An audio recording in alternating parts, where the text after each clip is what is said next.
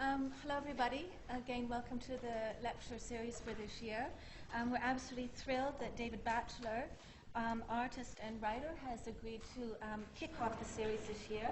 And as an artist, you might be aware of this book that David has produced recently by Writing House, Found Monochromes, and as a writer, Fabulous Chromophobia. And in fact, we were thrilled that David was able to kick off the Contemporary Lecture Series last year. And those of you who attended that will discover in this talk that David is going to touch upon key works and theoretical concepts on color, which is his focus, that will no doubt be familiar to you before he moves on to open up new terrain to do with a more recent work which is of a two-dimensional nature, including photography, drawing, and painting. We should say also that I'm sure many of you went to see David's work that was on over the summer until last Friday at Karsten Schubert Gallery, a beautiful series of would you call them paintings, David? I'll come on to that later. Okay. And David also has work that you can go and look at right now in the Government Art Collection that was selected by Cornelia Parker at the Whitechapel and in the Saatchi Gallery right now. And he is working towards a fabulous show at the Gementa Museum in The Hague, which opens next May. Without further ado, David Batchelor.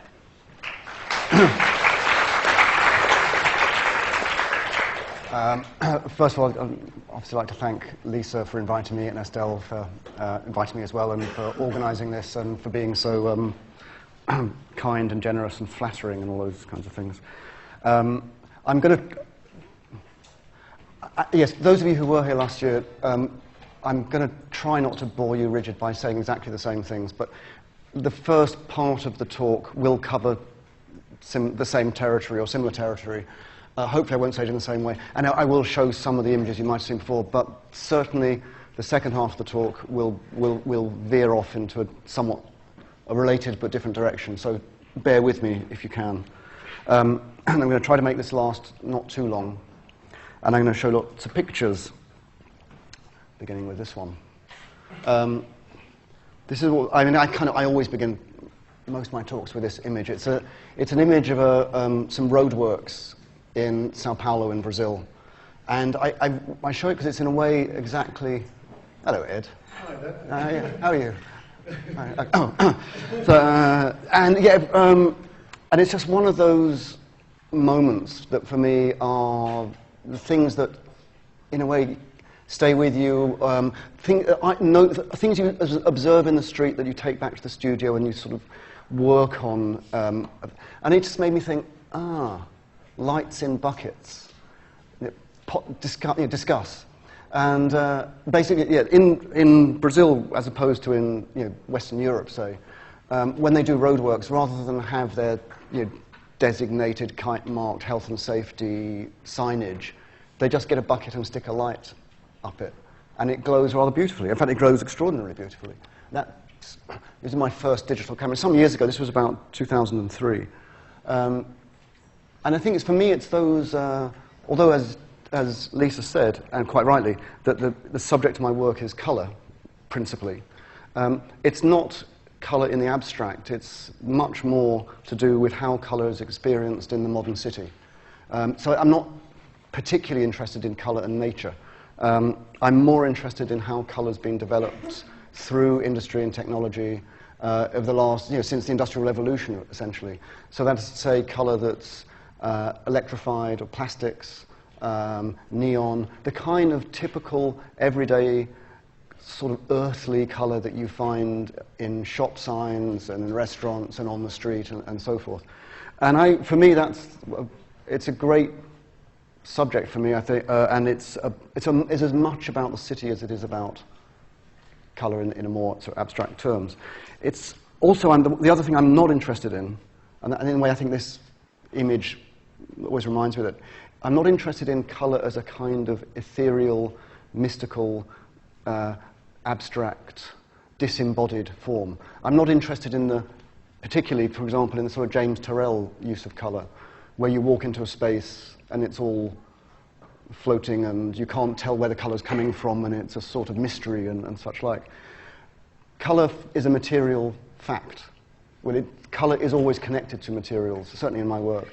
And I always want to remind myself of that condition of colour in the city. So, I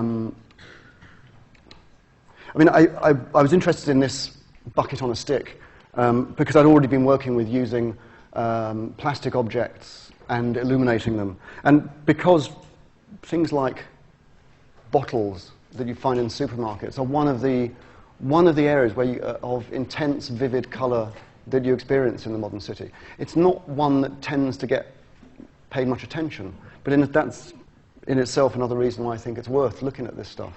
It's the stuff that's in the corner of your eye. It's peripheral vision colour. And oddly, most of the bottles, plastic bottles that are intensely coloured, tend to be hair products or fizzy drinks or cleaning fluids. And I have absolutely no idea why. But, and I don't alter them at all, just drill a hole in the bottom of the bottles and illuminate it. And they produce this intensely vivid range of quite different colours. So this is just a fluorescent lamp, a tube, a 6-foot tube, kebabbed with a number of everyday bottles. The bucket on a stick just made me think, well, yeah, you could, in a way, it made me think, I'll get some buckets and some lights, and actually what I ended up getting was some watering cans originally, making a kind of chandelier out of them. And that's generally how it works for me. I see something in the street, take a photograph of it usually, and then dwell on it a bit in the studio and see whether and if anything can come out of it. And sometimes it does, sometimes it doesn't. It's a fairly improvised and fairly straightforward way of working. And then I tend usually to see how big I can make it before I get sick of it. And this is a work that was commissioned by the South Bank Centre. This is the festival hall, and that was 300 bottles kind of wrapped around one of the pillars of the very beautiful festival hall building. So that's, loosely speaking, how I tend to function in the studio on a sort of day-to-day basis. I mean, this work was from 2006. The stick with the bottles was about 2003, I think. So there. However, I didn't always work with colour. In fact, in the 80s, when I was trying to figure out how to make work in the studio after quite a long absence from the studio, I guess, the work I made was entirely white or black or wooden, wooden in every sense of the word, probably. These works, which I'm not going to dwell on, were essentially glass-fronted wooden frames, where I tried to make the frame, as it were, the subject of the work rather than simply the surround.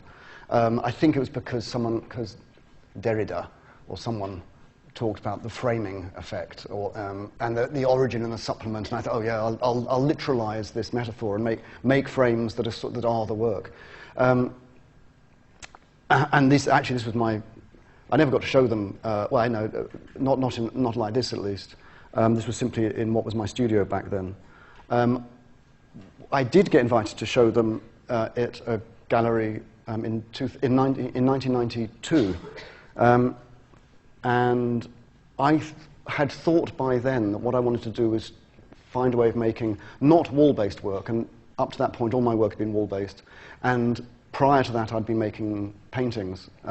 So I've always thought of these works as coming out of painting without actually being painting, and owing a much greater debt to painting than to sculpture. And I maintain that's the case with all of my work in the end.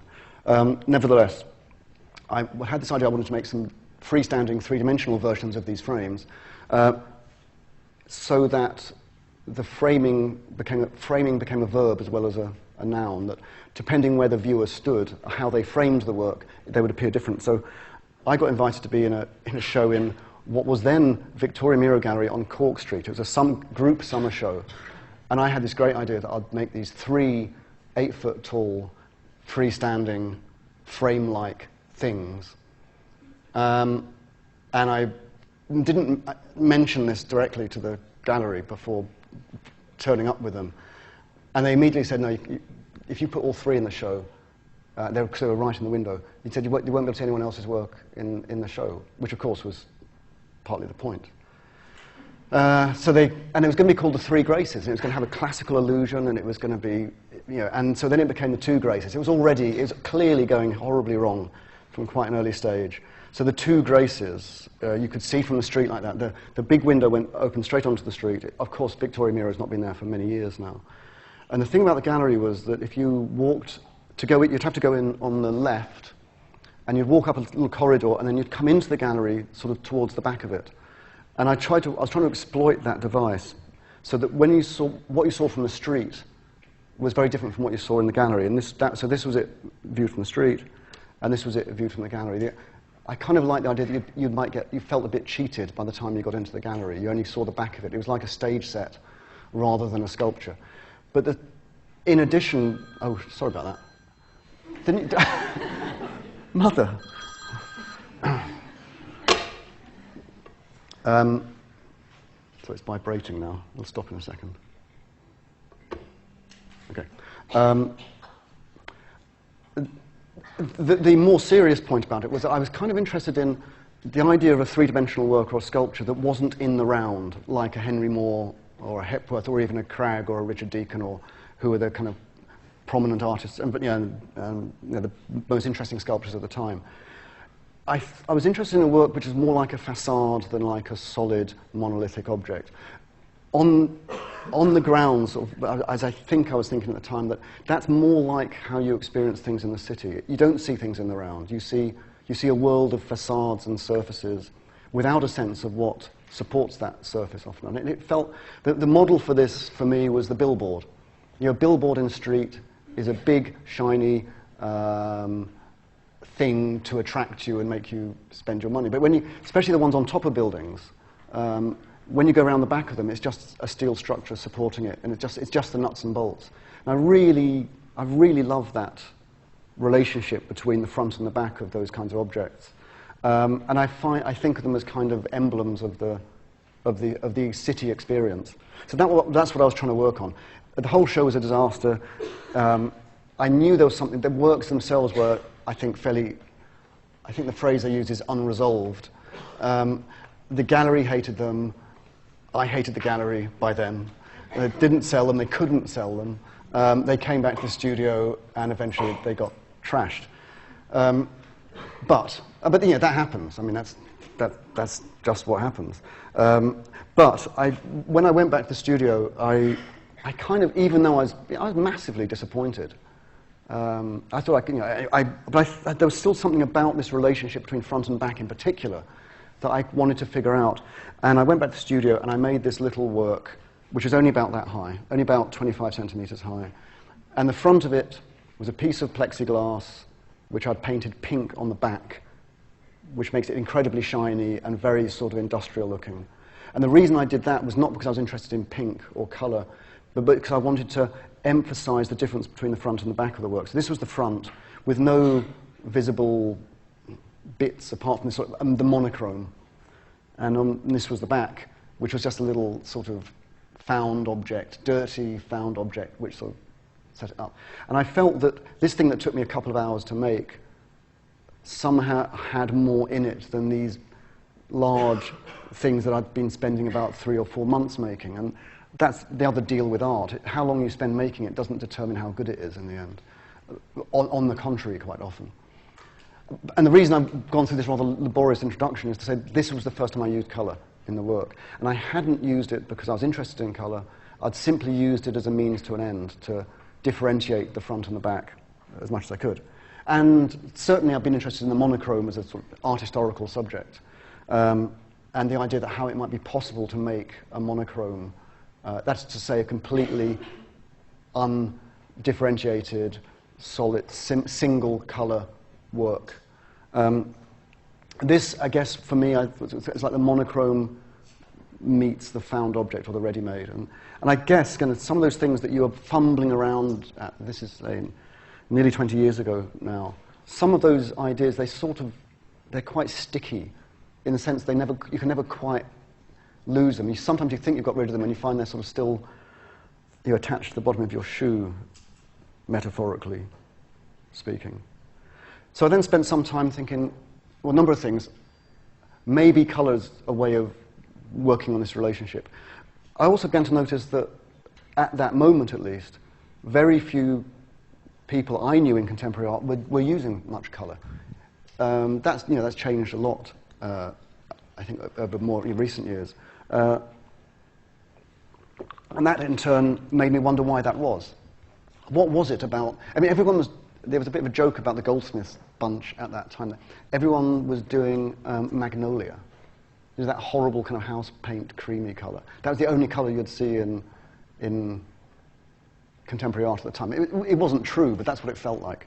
So I began both to work in the studio and trying to make, as it were, monochrome, three-dimensional colour works. And I also began to sort of look into the issue of colour in art, and in particular, the kind of resistance to it that I felt was evident.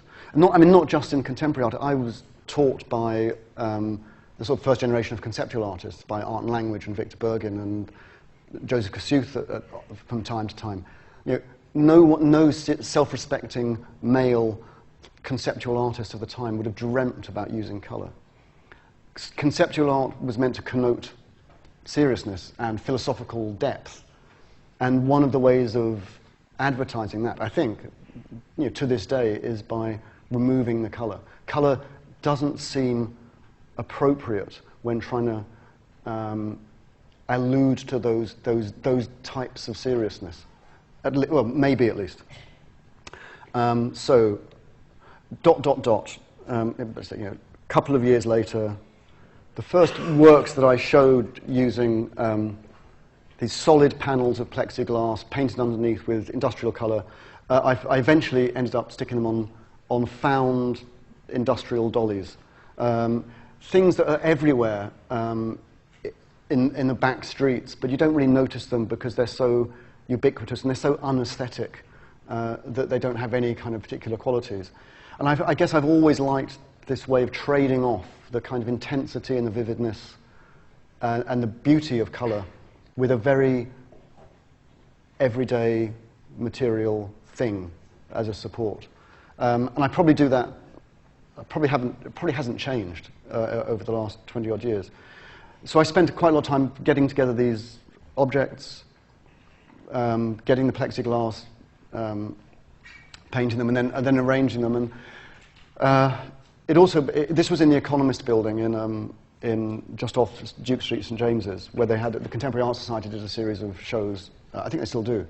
The advantage for me of doing these works of a number of different objects all stuck together was that I didn't have to know exactly how they were going to go before I got to the gallery. You could if you had 20 of them, take 20 of them to the gallery, see how they go, and if there's too many, take some away. If there's too few, stretch them out a bit. It became a way of kind of reusing the same works and modifying them each time I showed them in different spaces. In the case of the Economist building, it seemed that sort of parking them in a straight line seemed the way to do it, although it's not the only way of showing them, I think. Yeah, and this show, it's a show in Barcelona. These were again from about 2000 and... What am I talking about? I have absolutely no idea when I made any of this work anymore. Anyway, it was earlier.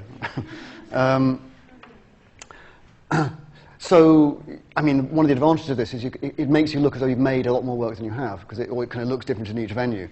But it's nice to be able to take work to a place and not know what it's going to look like until you've responded to the venue, the site. Although I wouldn't call them site-specific, but they are kind of site-related, I guess. The work at the back,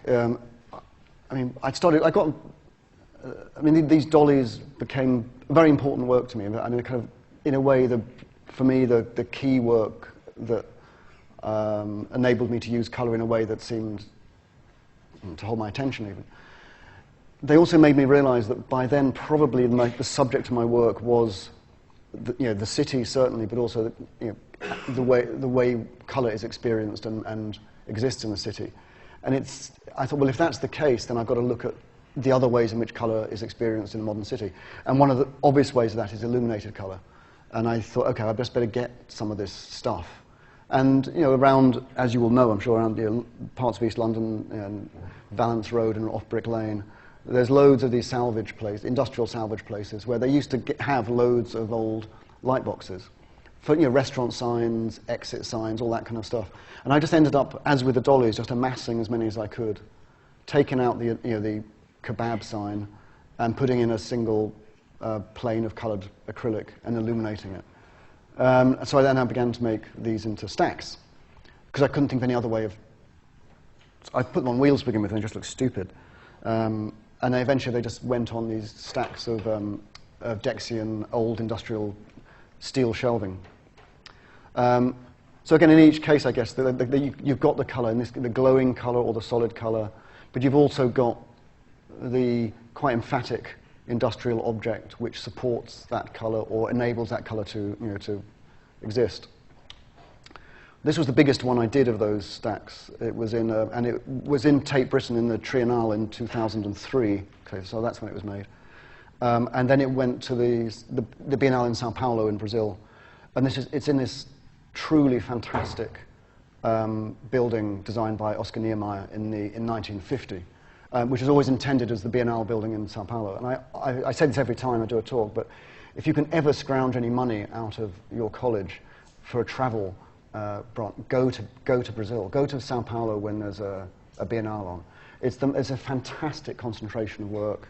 It's a great, great city, phenomenal architecture, great music, superb art of the entire 20th century and beyond. And for me, it's been one of the, it's been my further education, learning more about Brazil, working there more regularly, learning about the art and the art history and the culture there. And it's a truly great city in a great country, which has one of the few countries that seems to have a relatively progressive political system as well, which makes a change. So that was my bit for the Biennale. Now, where am I going from there? I'm going to get off this in a minute. Oh yeah, very briefly, a few more works. I also got very interested in colour, in using colour reflected off surfaces rather than where you wouldn't see the light source itself. But these were another series of dollies, whereas the previous ones were a rectangle of colour framed by a kind of solid outer bit. These are kind of like the opposite, the negative. They're obviously solid rectangles framed by kind of halos of colour. I was interested in the disembodiedness, I guess, of that kind of colour. Or at least the colour wasn't contained within the rectangular framing edge, which almost all my previous work seemed to have. Maybe the hangover of having been a painter. Rectangles seem to completely dominate everything I did. But they still do, but at least the colour wasn't contained. Now, as well as doing these works in the studio and trying to find materials and different kind of colours to work with, actually I'll go back to them. I'd also began to read more widely on the various theories of colour in the West and how colour is seen and imagined in Western culture, more broadly. And it's something I still do as much as I can. And I've fairly quickly noticed that there was a very, very specific way in which colour was often described in Western philosophy and art history and so forth, which was that colour was represented as being marginal to the more important values of the culture, that it wasn't seen as not really intellectual, not worthy of serious study in a way. It was always kind of sort of devalued and marginalized. And in particular, the way this was done was by this is the first talk of the year, and I can't remember what I used to think a year ago.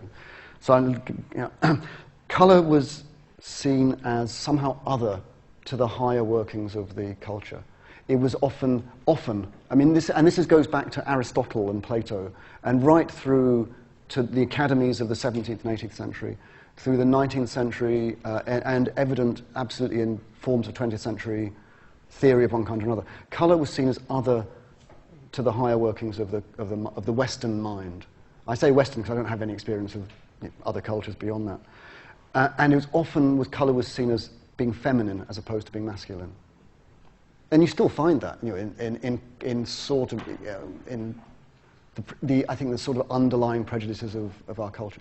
Colour was seen as often as being either as being feminine, as being Oriental, Eastern as opposed to Western, as being primitive as opposed to being civilized, or as being infantile as opposed to being grown up or adult, kitsch as opposed to being of high culture, or a kind of narcotic as opposed to being clearly conscious. So it's feminine, Oriental, primitive, infantile, or kitsch mainly, which is a fairly extraordinary and hostile relationship to this thing that we all experience every day of our lives and can't not experience. And it made me wonder, why is this? What is this? What motivates this extraordinary hostility in some areas, not universally, to colour? And I've got one little quotation to sort of illustrate that hostility. And it was written in about 1850 by a French art historian, or art theorist, art historian, and minister in the 1850 Republican government. His name, oddly, is Charles Blanc, Charles White. And he says, he said, the union of design and colour, and design and colour, disegno e colore, is a traditional idea that there's an opposition between line and colour, sort of drawing and colour. So the union of design or drawing, the union of drawing and colour is necessary, he writes, to beget painting, just as is the union of man and woman to beget mankind. You know where it's going. But design, or drawing, must maintain its preponderance over colour. Otherwise, painting speeds to its ruin. It will fall through colour just as mankind fell through Eve. There you are. I mean, you couldn't make it up. I mean, I didn't make it up. So colour is seen as feminine. It's seen as dangerous. It's seen as a kind of seduction. It's seen as the ruin of man. It's seen as everything that has to be fought against in order to have a civilized and good life. I mean, it's extraordinary that description of it. And the great image is that through colour you fall. It's a fall from grace. You get too immersed in colour, like drugs, like sex, whatever. You get too addicted to it and you fall. All your good work is undone. It's a horribly kind of 19th century image of the threat, the constant threat to social stability of these sort of lurking desires and anyway. So the other way in which colour is described in a lot of this, what I then began to call chromophobic, the fear of colour writing. The other way in which colour was described was as being merely cosmetic. It's like makeup. It's not real. It's false. And of course, to call colour makeup or cosmetic is also to code it as feminine, by and large. Not entirely, but by and large.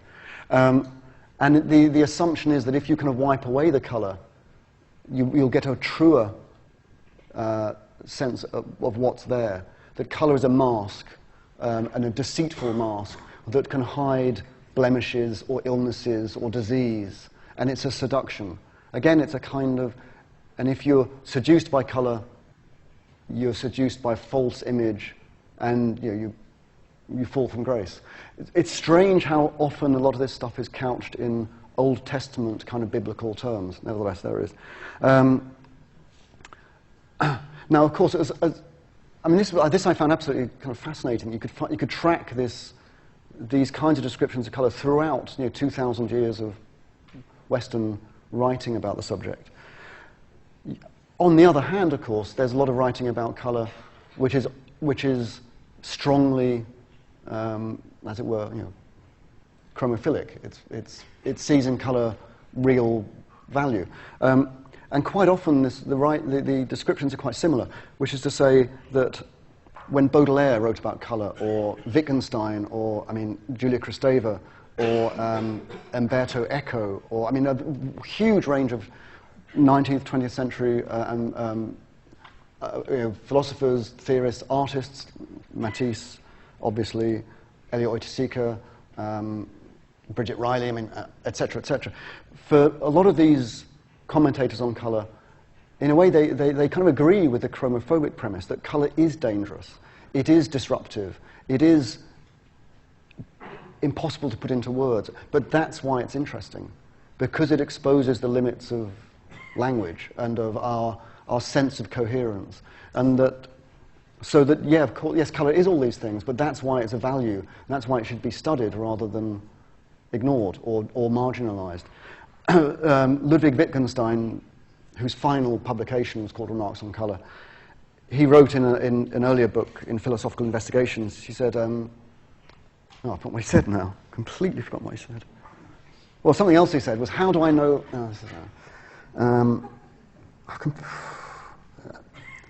but anyway, it was good. It was really good. Wittgenstein, okay, I've got it now, I think I've got it. He said, whereof we cannot speak, thereof we must remain silent. If we can't talk about it, we can't know it. And that became, I understood that, and a lot of people I think understood that to mean that if you can't put it into words, then it's not in a way worth considering. I've subsequently realized from reading other commentators on Wittgenstein that he meant something like the opposite of that, which he said, we can only know the world through language. That's a fact of human life. But we can apprehend things outside language. We can never fully understand them or describe them, but we can witness them and experience them. And for Wittgenstein, there were kind of three main areas. One was music, which is, in a way, and one was great art, and colour in particular, and the other was pain, strangely. And he said, the best thing about listening to great music is it left you with nothing to say. And this is someone who's spent his entire adult life studying language, the philosophy of language. And he was particularly interested in those areas of experience which expose the limits of language. And one of his other great remarks, which I actually do remember, says, how do I know this is red? He sort of, imagine him holding up looking at those seats. How do I know this is red? And he says, and his answer is, one answer would be, because I speak English. Meaning the term red doesn't describe a colour. It refers to a linguistic concept and series of other colour terms. Anyway, so... the other thing I began to look at particularly when I was researching the book, researching is too big a word, reading towards writing this book, which became Chromophobia, which was published in 2000. I started looking at movies that used black and white and colour stock, and there's a little subgenre of movies that use black and white and colour. The greatest of all is The Wizard of Oz. And The Wizard of Oz is the greatest essay on colour in the 20th century, without a doubt. And you all know, well, if you don't know, you should. The world is grey. Remember, this is made in 1939, before colour film was in any commercially available. No movies, very, very few movies had been made in colour. So you'd go to the cinema in 1939 and you'd see a black and white film, or in this case, a kind of grey mass, which is Kansas.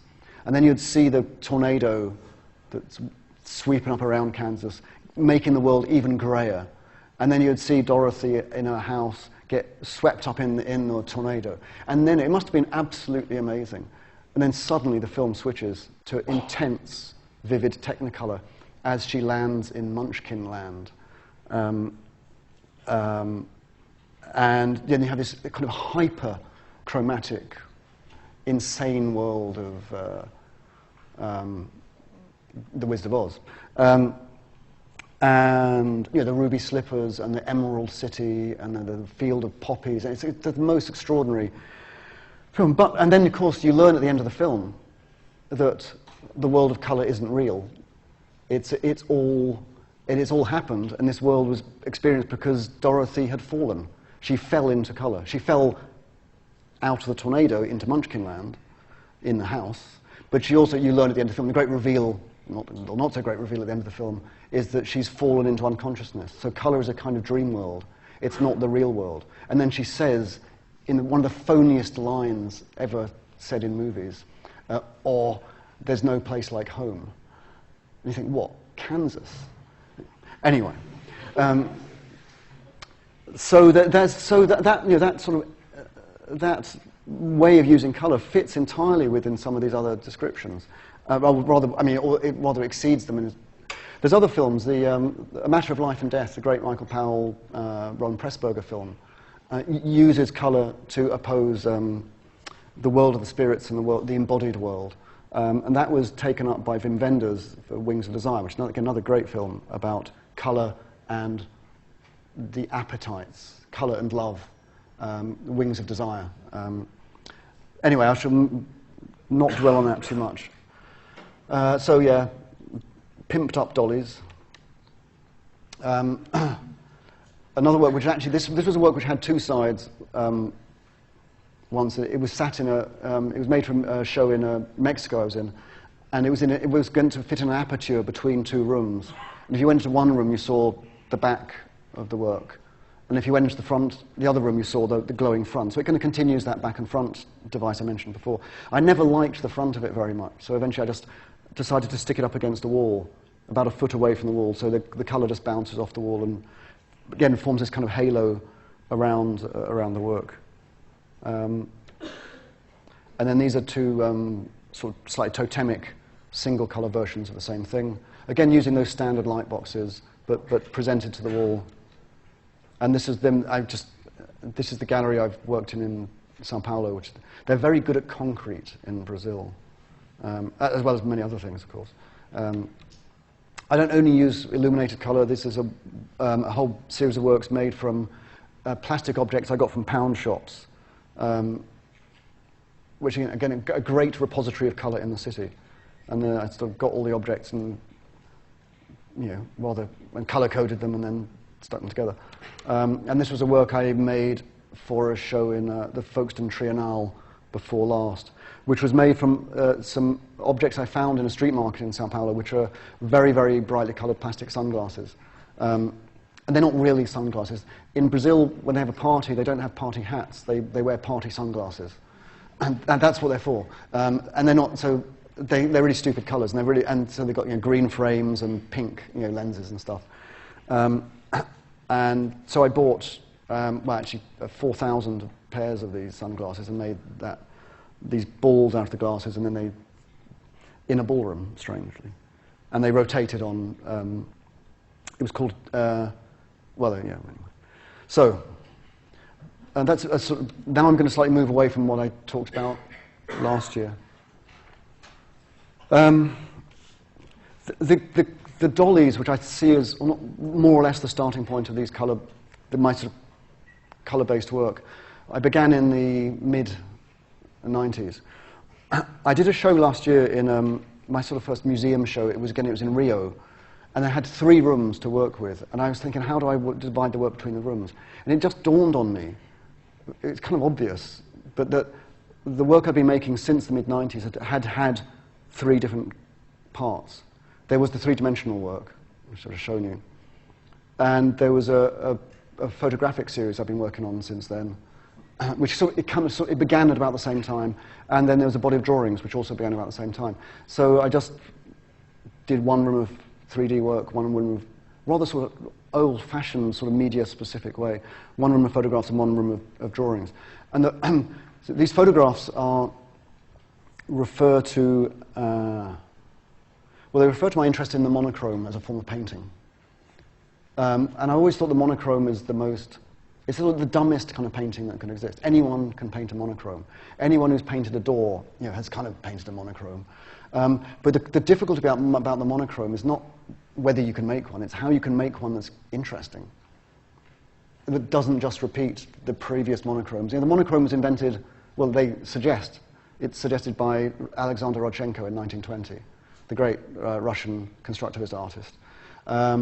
Then you find monochromes made during the 20s and 30s, and then it's kind of reinvented or revisited in the 50s by artists like Rauschenberg, Robert Rauschenberg, Yves Klein in France, Elio Oiticica in Brazil, and so on. And Gerhard Richter, in the Richter show at Tate Modern, there's a whole room of grey monochromes. And I seem to kind of a strange sort of subsect of abstract art.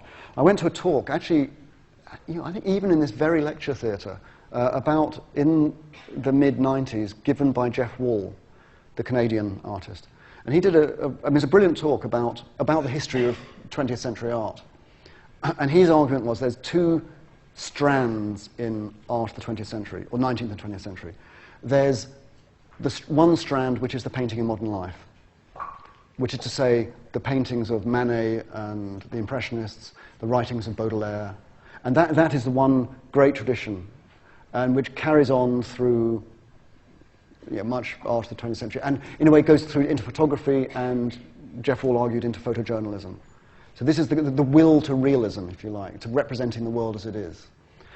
On the other hand, he argued, there's another trajectory of modernism and modern art, which is the kind of the will to abstraction, which occurs with Kandinsky in 1910 or so, and Jeff Wall says kind of ends up in the monochrome as the sort of the most extreme form of abstract art. He said these two trajectories in modern art, the painting of modern life on the one hand and the monochrome on the other, they can't be reconciled.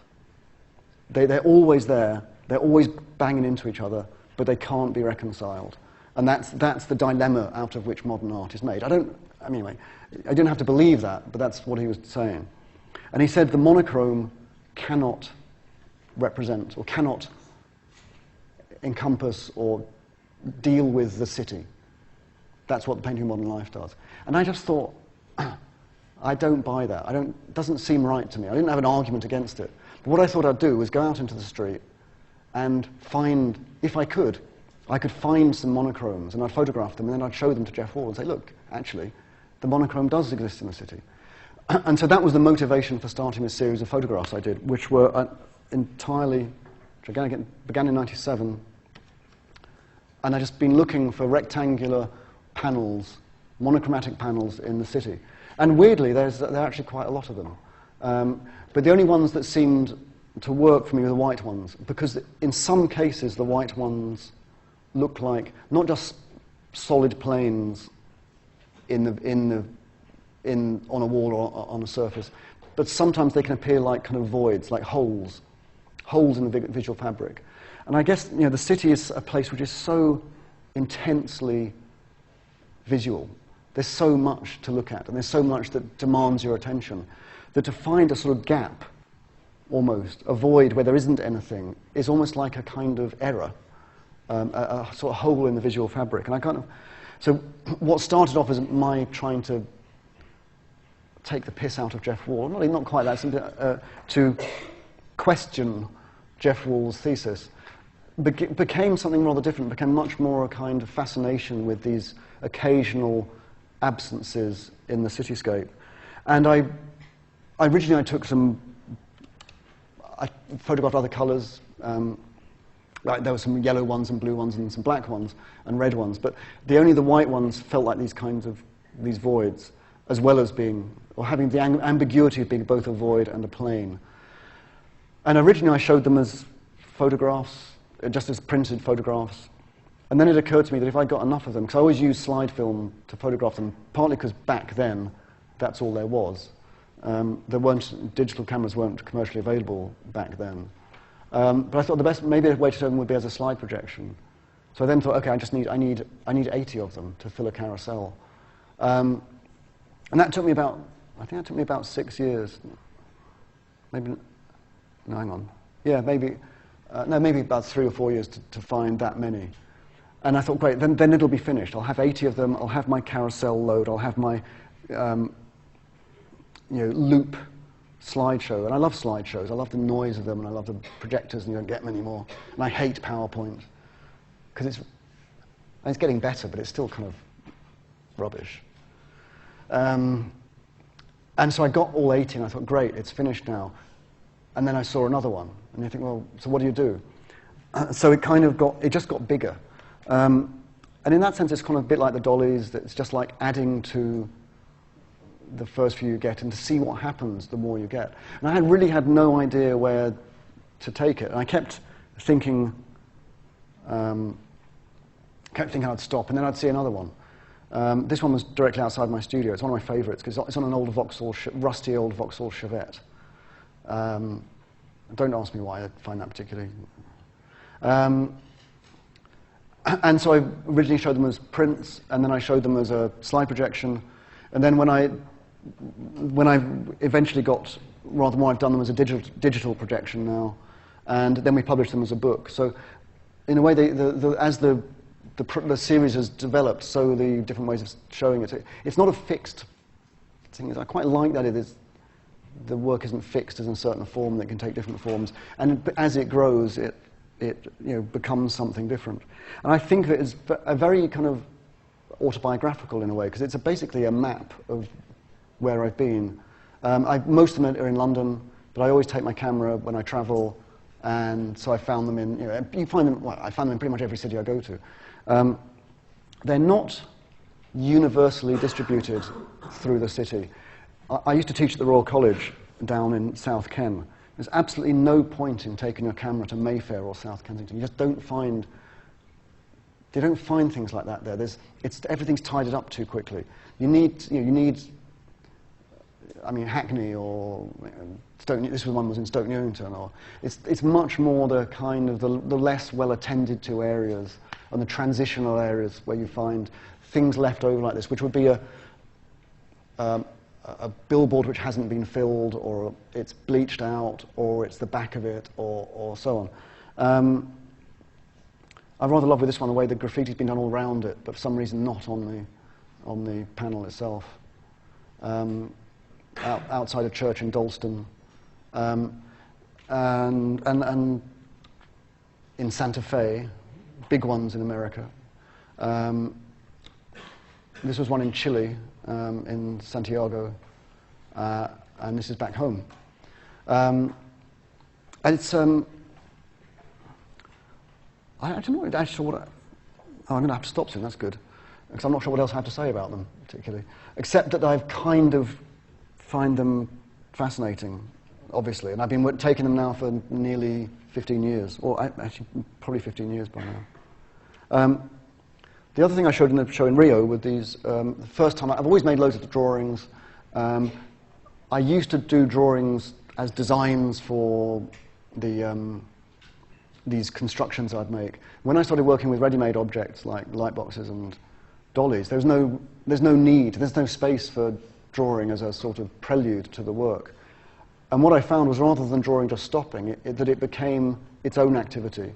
And I began to make a lot of drawings, which I still do, again from about the mid-90s, of, as it were, kind of fantasy colour sculptures.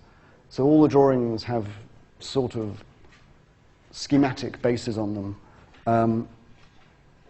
This is just some fluorescent yellow tape I'd found, which I stuck on cardboard, but which just looked like, well, fluorescent yellow tape stuck on cardboard. It didn't seem very interesting. The curious thing is, if you then put a schematic base on it, it suddenly acquires, or potentially acquires, a kind of volume, and a size, and a balance, and a weight, and it has a kind of potentiality that it didn't previously have. I've never ever tried to make these as sculptures, because in a way I'm certain they'd be less interesting. And one of the things I love about drawing is that it's always a site of sort of potentiality. things could go in one direction or another. It's sort of unfixed as a set of possibilities, which I think is why I've always loved looking at drawings, and why they kind of tend to be more enjoyable to make than other things, because there's less chance of disappointment at the end of the day. And I then began to think, well, could I make these drawings bigger? And they're all really between A5 and A2 size. None of them are very big. And I've tended to mix up drawings from different periods. In that installation shot I showed you, there'd be drawings from 2000 next to drawings I made last year, and in a way just not exactly thrown together, but deliberately mixed up so that they vary quite as much as I can make them vary. And they tend to be made from gaffer tape or fluorescent tape or spray paints or highlighter pens. And I often make them on squared paper or graph paper because I don't like artist materials. I hate going into art shops. It's all too precious. I prefer to go into a hardware store and get a tin of gloss paint, or to go into a spray paint or a shop where you can get spray paints, and they think I'm pretend to be a graffiti artist for half an hour. But I know that I mean, I don't know. I'm sure most of you will, at one time or another, at least, do drawings. I've always found them the most intensely absorbing activity. But I began to. One of the groups of drawings I made were simply poured blobs of gloss paint. I had a lot of gloss paint in the studio for painting up the plexiglass for the dollies. And this is, again, a small piece of card with just a blob of gloss paint on it, which then kind of crinkles a bit sometimes. And then I stuck a base, a sort of hypothetical base underneath it. And these were probably the series I'd kind of would be most interested in. So again, they kind of represent these sort of, as it were, pure color, immaterial sculptures. These are the only ones I've been able to make on a larger scale, which is what brings me up to date, in effect. I found this material pretty much by accident, which is a very thin aluminium, a composite board with aluminium surface, about 3 millimeters thick. And it's an industrial building material. They come in 8 foot by 4 foot sheets, and they're used for cladding buildings. But this panel just felt like very large versions of the sort of shiny, cheap shiny cards that I used to use. And because it has a kind of rigidity to it, it enabled me to begin to make these, what I always thought of as drawings on a larger scale. So in this image, the orange one at the back is 6 foot or 1 meter 85 high, which is the biggest I've made them yet. And the paint, which takes about a litre of paint, and they pour the litre of paint onto the panel, so move it around a bit to try to spread it out, and then wait for it to dry for about 6 months. And sometimes it kind of crinkles, and sometimes it doesn't. I have no idea why. But for me, it was kind of a bit of a breakthrough, because I'd never previously been able to make larger versions of these small drawings. And what enabled me to make it was not my technique, but actually just the material. This rigid, slightly nearly rigid aluminium panels. It also meant that they sit very flush to the wall, like pinning a piece of card to the wall. And I still couldn't bring myself, I think, to stretch a canvas. So that's, and these are the works that I showed at Carsten Schubert Gallery. And I've been basically trying to see how big I can make them. And they kind of tend to go, the bigger they are, the harder they are to control, basically. And the more expensive the failures are each time. Also, something I noticed, which I found strange and interesting, was that the bigger they are, the simpler they have to get. And whereas in the drawings you might have noticed the plinths were done in sort of bits of gaffer tape, almost like a sort of complicated steel or wooden structure. That didn't work on a bigger scale. Somehow it just didn't look right.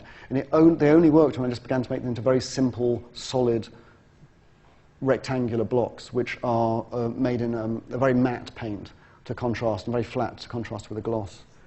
And I noticed that when I saw the Miro show in Tate Modern. He did these amazingly detailed little paintings. But when he wanted to do put less in the paintings, he made them bigger. The small paintings have lots of information and detail. The big paintings have lots of space. And it's sort of, in a way, it's slightly counterintuitive. You expect a bigger painting, there's more room for more bits and pieces. Actually, there's more room for space in a bigger work. And it's somehow, I think, it seemed, at least with these, that the requirement was actually to strip them down as much as I possibly could. Detail, obviously, of where the blob kisses the base. And this was an installation shot from Carsten Schubert Gallery. And I, because in the studio they'd come out of the drawings, I'd always thought of them as big drawings. When I got to the gallery and we hung them and then we started writing the press release, I realized that, well, maybe these are paintings. And I hadn't made a painting. I have not made a painting since 1980-something. So it's a very curious experience for me. Not an unpleasant one at all, but in a way, often what happens, I think, is the work creeps up on you. You don't know what you're making. So in a way, it knows and tells you what it is, rather than you know and tell it. At least sometimes that happens. I think when it does happen, it's a kind of great moment, because it's like the work is smarter than you are, or it's other than you are, and